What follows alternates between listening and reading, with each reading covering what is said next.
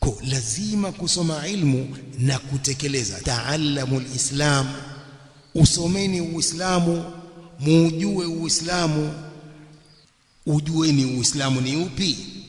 Haitoshi mtu kuwa ni Muislamu tu, lakini mtu akiuliza au Uislamu nini? Uislamu dini haki.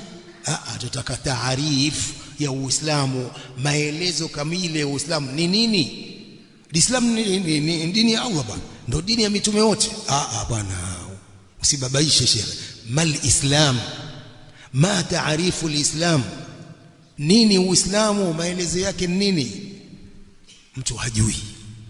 Wengi wapo namna hiyo.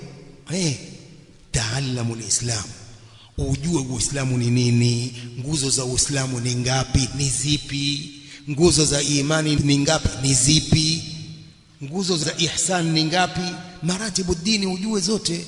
Taallamu alislam, jifunzeni Uislamu, muujue Uislamu ni nini. Fa idha taallamtumuhu, mkishausoma mkaujua, fala targhabu anhu, msiuache. Nini maana targhabu anhu? Msiuache, yani utekelezeni. Sasa ukishasoma ukajua, al-amal, tekeleza. Haitoshi kwamba mtu amejua tu, lazima aitekeleze ilmu yake.